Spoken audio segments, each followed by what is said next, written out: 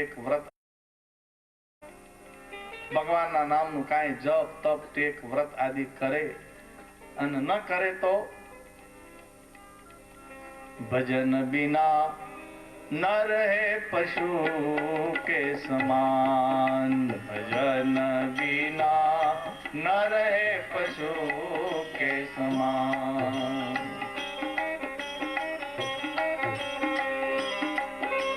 आजीवन पशु के समान भाई,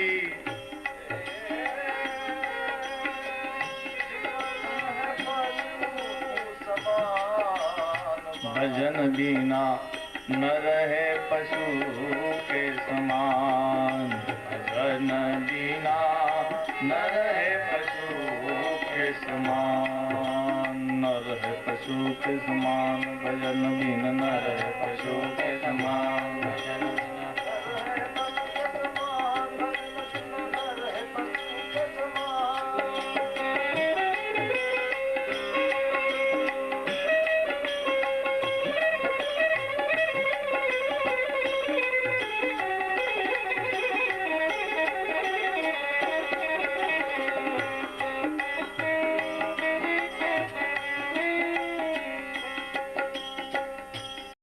पशु के समान, भजन बिना न रहे पशु के समान।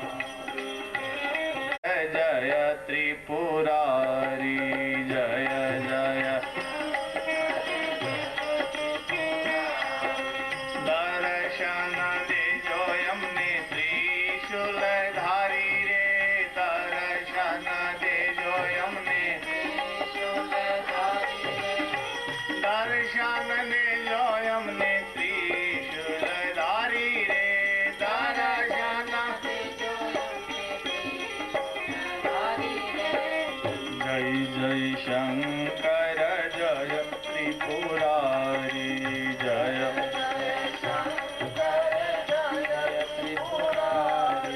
हाँ थोड़ी ये बात पण समझी लेजो, अमे आवा रात्रिना कार्यक्रमो आपता नथी, अमे कथाकार એટલે વક્તા પારાયણ કરીએ। દિવસના તમને 6 કલાક દિવસ અમે ઉધડું રાખી,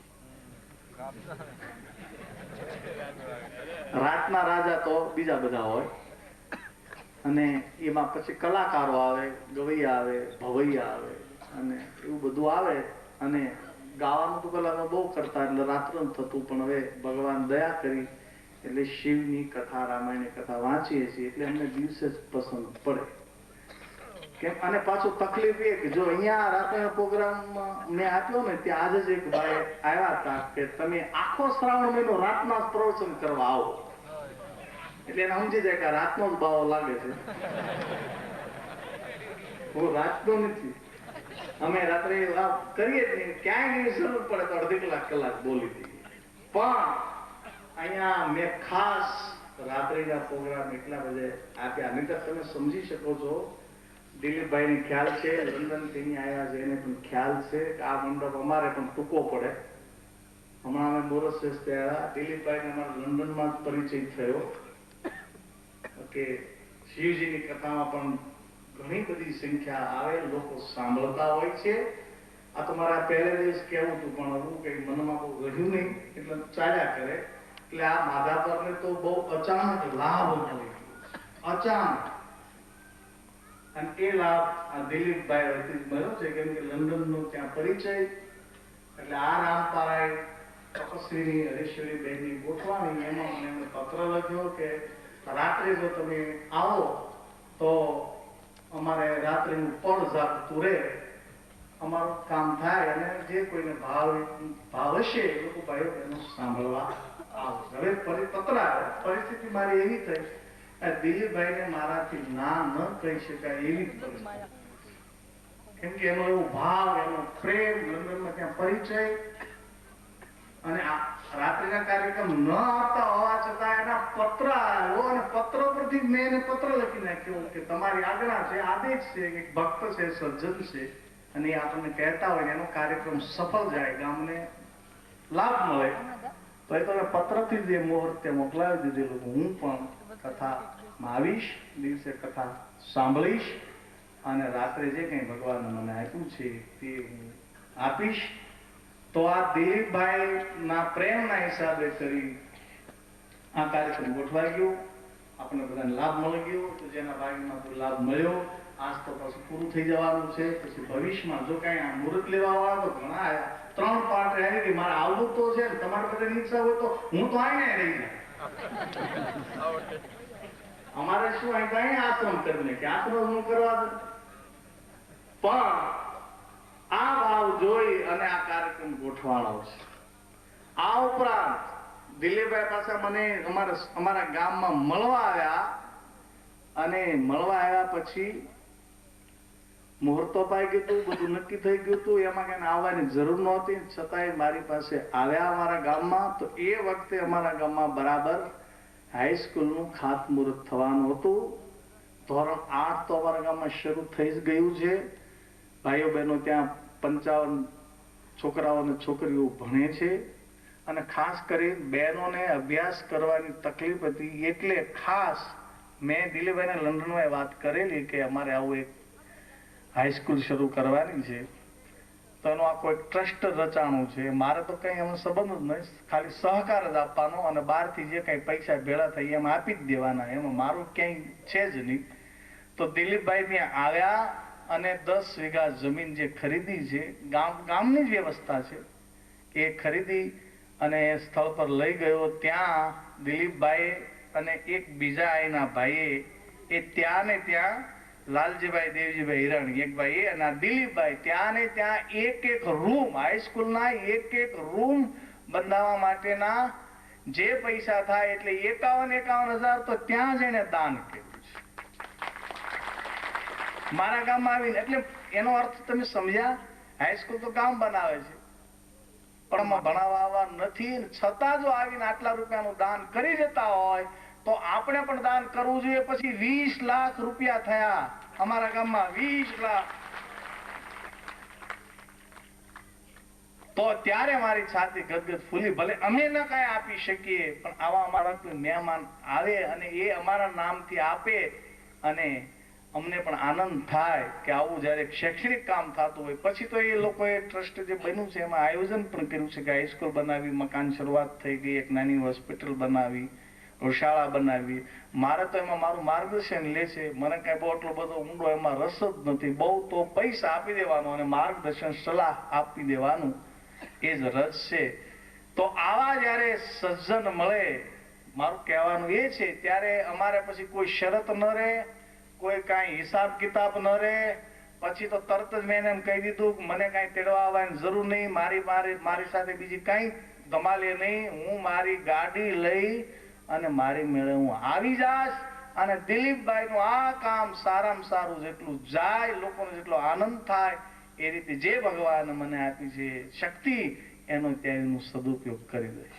આ તો મારે જે પહેલે દિવસે વાત કરવાની પણ એ રહી ગઈ, એ વાત મેં કરી દીધી છે. કે દિલીપભાઈ ખરેખર મને એ શપાયો કે હા ગામનો બાવો આટલો બધો મોટો થઈ ગયો. કેમ કે તુલસી જહાં ન જાયે જહાં બાપ કો ગામ, તુલસી ગયો દાસ ગયો રહ્યો તુલસીઓ નામ. હવે ત્યાં મને તુકારો કરતા હતા પણ 20 લાખનો ફંડ થયો, હું બાપુ થઈ ગયો. અને લંડન ગયો ત્યારે દિલીપભાઈએ મને જે 20,000 રૂપિયા આપ્યા હતા એ પણ અમારા ગામમાં જે વડેશ્વર મહાદેવનું મંદિર છે, ગામ વતી છે, એનો તો હું પૂજારી જ છું. એ મંદિરને પ્લાસ્ટર બાકી હતું, એ બધું ત્યાં ને ત્યાં મેં એ પ્લાસ્ટર કરાવી નાખ્યું અને લોકોને પણ કહ્યું કે એક વ્યક્તિએ મને 20,000 દીધા હતા. મને તો એને કઈ પ્લાસ્ટર કરવા આપ્યા નહોતા, મને જ આપ્યા હતા, ધરી દીધા હતા. પણ મને મનમાં એમ થયું કોઈ સજ્જન જયારે આવું દાન કરતા હોય તો ભગવાને તો મને ઘણું આપ્યું છે, એમાંથી એના નામથી જ આપણે પ્લાસ્ટર કરાવી નાખીએ. દિલીપભાઈ ત્યાં જોયું છે પણ ખરું. એટલે આવા જયારે ભક્ત, આવા જયારે સજ્જન, આજે જયારે હું જમતો હતો ને કે દિલીપભાઈના પત્ની બંને ઝઘડો કરતા હતા, કમળાબેન ને.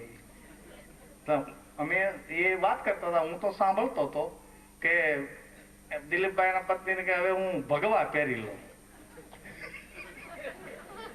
ધ્યાન નાખજો, સાધુ સંત બાવો બેઠો હોય ને એની વાત કરો તો ગામો ગામ વાત કરશે. તો કમળાબેને શું કીધું ખબર છે? તમારી તાકાત નથી, તમે ભગવા પહેરી શકો.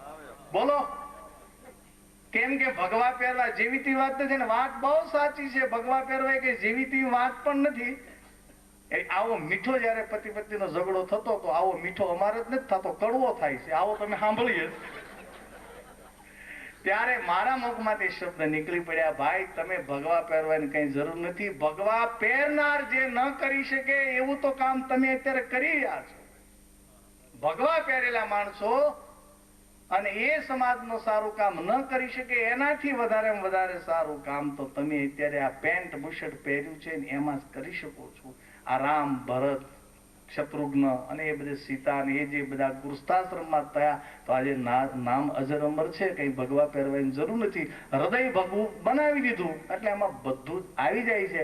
અને મેં એને કહ્યું તમારે કઈ ભગવા પહેરવાની જરૂર નહીં, એટલે ભગવા પહેરશો જ નહીં. તમે આ જે કરો છો એ ભગવા રંગ કરતા વધારે કરી રહ્યા છો.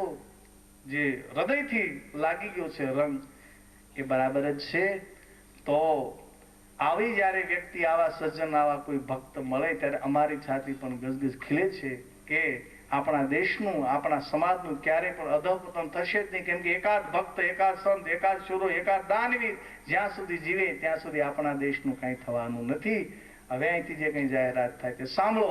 બોલો ઉમાપતિ મહાદેવ કી કથા. શંકર ગલે મેં बाज सवारे भक्त नगेजी बोले रखवाले मतवाले बम बम बोले शंकर गले में नाग पहन कर बम बम बोले शंकर गले में नाग पहन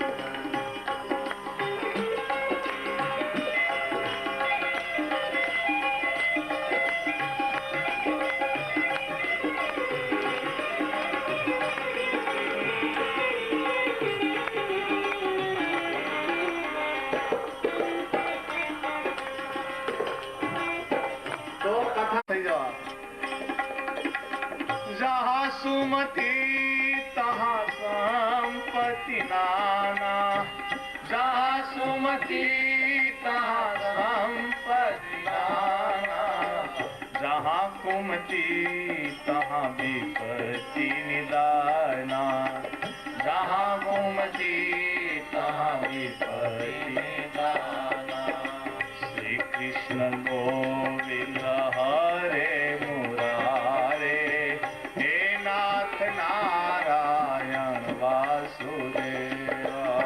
श्री कृष्ण गोविंद हरे मुरारे नाथ नारायण वासुदेवा.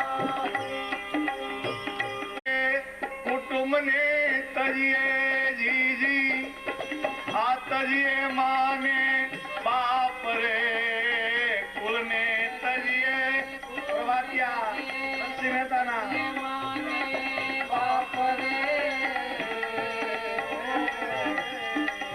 कुल ने तजिए कुटुंब ने तजिए तजिए माने बाप रे, कुल ने तजिए कुटुंब तजिए तजिए माने बाप रे.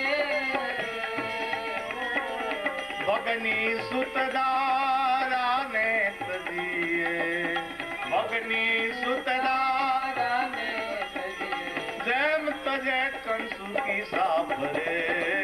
नारायण नु नाम लेता नारायण नु नाम लेता वारे ने तजिए रे. नारायण नु नाम लेता. नरसिंह मेहता ने याद करो, એને પ્રભાતિયા ગાયા, રામગીરી ગાય, વેલી સવારે ગવાય. વહેલી સવારે જાગે ત્યારે ગાય ને 11 વાગે ઉઠતો હોય ડિસ્કો કરે, પ્રભાતિયા ગીત ગાય. પ્રભાતિયા રામગીરીની ખબર નહીં રહે. પેલાના બહેનો તો દલતા ગામને પાદર પાણી ભરતા ગાતા જતા હતા. બળ આવે કુલને તજીએ કુટુંબને તજીએ તજીએ માને બાપ, ભગીની સુધારાને તજીએ ભગવાનના માટે. તો કે આવું કોઈ કર્યું તો કે હા, પ્રથમ પિતા પ્રહલાદે તજિયા, વિભીક્ષણે તજિયા ભાય રે. પ્રથમ પિતા પ્રહલાદે તજિયા